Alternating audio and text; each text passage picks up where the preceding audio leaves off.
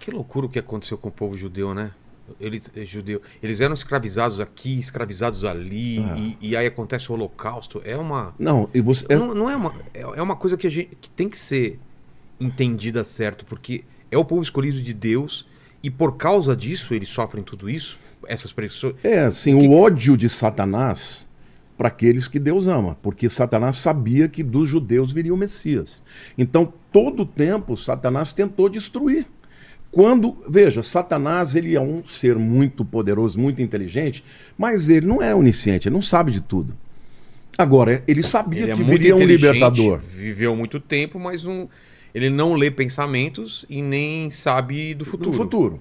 Mas ele tinha uma profecia, porque em Gênesis 3,15, depois que ele leva o homem à queda, Deus vem, traz uma palavra tanto para Adão, quanto para Eva, quanto para ele.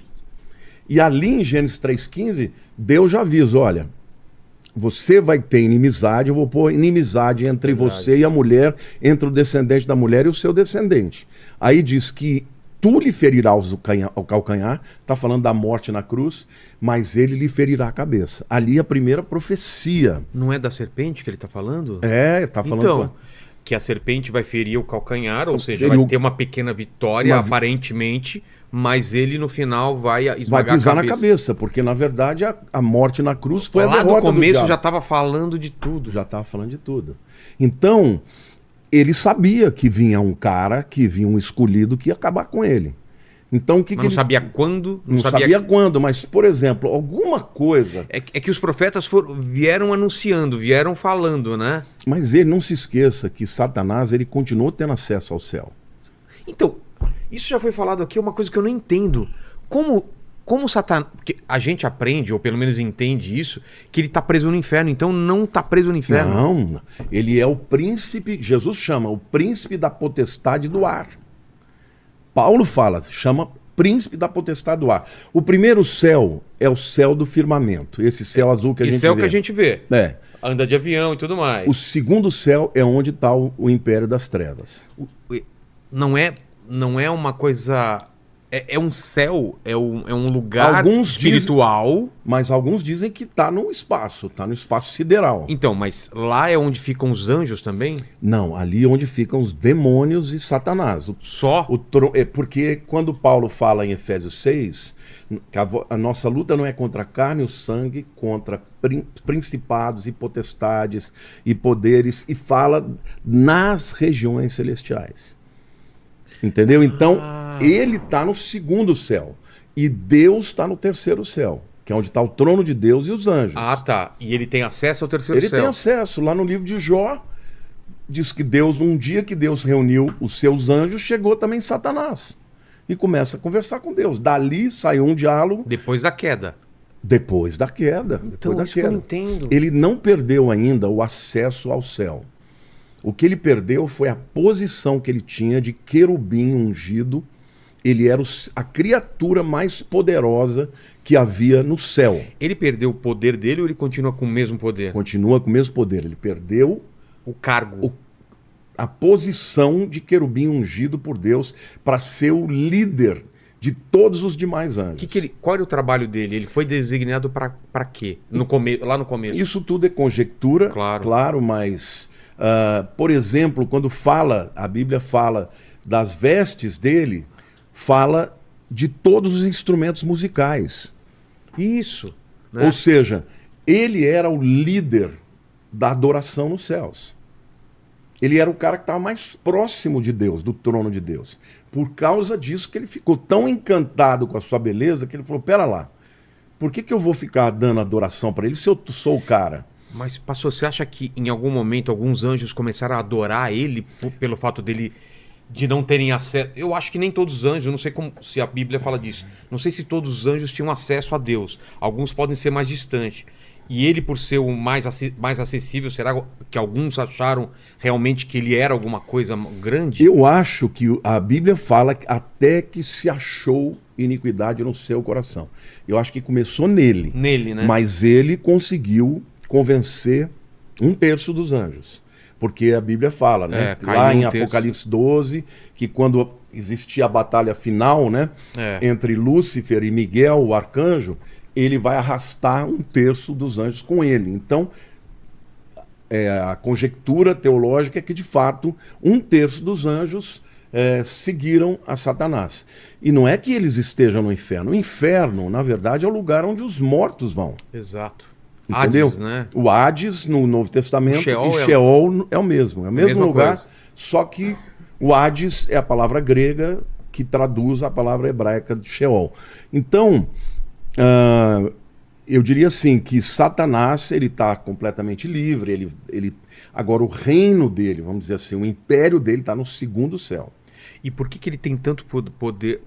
Tudo isso vai ser conectado com o final. Eu tô querendo ir lá para trás pra gente ir pro final, né? Pro Apocalipse. Mas se é que dá para saber o plano dele é levar o maior número de almas. É o quê? É atrapalhar o plano de Deus? Excelente a sua pergunta. Eu queria só voltar no raciocínio que eu comecei, acabei esquecendo, né? Como ele sabe que vai vir um Messias. Sim. Ele sabe que vem um cara para destruí-lo. Então, antes, quando ele sente que pode ser, ele vai tentar matar. Ele tentou matar Moisés. Ele tentou o lance da... O faraó mandou matar todos os meninos. Só que a mãe dele escondeu, botou num cestinho, né? De vime, de junco. Ele foi criado dentro do palácio do faraó. Quando Jesus foi nascer, o Herodes também tentou matar Jesus. Então, ou seja, Satanás, quando ele sentia que havia uma possibilidade, ele vinha para com tudo. Só que Deus nunca permitiu que ele, né, estragasse o seu plano. Então, o que eu entendo? Ele é não só enganador, mas o cara que é o pai da mentira, ele também é enganado pela mentira. Eu sempre perguntei para Deus, um cara que sabe tanto, ele sabe que ele não consegue vencer Deus. Isso que eu nunca entendi. Ele sabe que ele não consegue... Mas você nunca viu uma pessoa enganar a si mesmo? Ou será que é só assim, eu sei que eu não vou ganhar, mas eu vou... Eu acho sabe? que ele acredita. Eu acho que ele sabe que a Bíblia fala que ele vai perder, mas acho que lá no fundinho ele acredita. Isso é uma conjectura minha, tá? Até o diabo tem esperança, então. Ele tem esperança que ele vai vencer. E para isso, e não só ele, os seguidores dele. Ao longo do mundo, se você pegar aí os satanistas, os Illuminati, esses camaradas, eles estão olhando para o poder que eles têm para manipular o mundo. Então, eles acham que eles vão ganhar. Eles sabem do que a Bíblia diz, mas eles não acreditam nisso. Então, assim, não dá para cravar que Satanás acredita que ele vai vencer. Eu só coloco uma possibilidade, porque o engano, ele é tão poderoso que engana a si mesmo, entendeu? Então, assim, no fundo, ele está tentando impedir o plano de redenção de Deus. Porque se você olhar para as Escrituras, você vê um plano de Deus lá na eternidade passada, e esse plano vai se cumprir no final dos tempos, e a eternidade futura vai ser, na verdade, o cumprimento do plano original de Deus. Então ele teve livre-arbítrio, se ele ele teve completamente. E todos os anjos têm? Todos os anjos que fizeram a escolha por ele, fizeram por escolha própria. Exato. Ninguém os induziu. Diferentemente de um ser humano que já nasce, né, em pecado e que, você vai lutar contra um ser poderoso, muitas vezes é difícil você dizer que você tem um livre-arbítrio, né? Se Deus não der uma mãozinha ali, a coisa fica feia. Mas eles não, eles estavam vendo tudo. Eles estavam enxergando, vendo a glória de Deus. E ele olhou para si e falou, eu sou o cara. E aí ele tem 5... Vou estabelecer o meu trono acima do Altíssimo. Eu serei semelhante ao Altíssimo, né? E ele começa a falar no Ezequiel, tanto em Isaías 14 quanto em Ezequiel 28, descreve Satanás, e Ezequiel fala dessa vontade que ele teve de se tornar maior que Deus, né? Ao longo de toda a história, qual é a estratégia dele? Roubar a adoração do ser humano. Quando ele chega para Adão e para Eva e fala, Deus falou que o dia que vocês comerem, vocês vão morrer? Mentira. O que Deus está fazendo é esconder o leite. Na verdade, ele sabe que o dia que vocês comerem, vocês vão ser como Deus, conhecedores do bem e do mal. Então, essa mesma tentação de levar os homens a descrer na palavra de Deus e passar a adorá-lo, Está lá no Gênesis e vai estar no Apocalipse também. Ele quer adoração. Ele chegou para Jesus na tentação do deserto e falou: te dou tudo. Se você se prostrar e me adorar.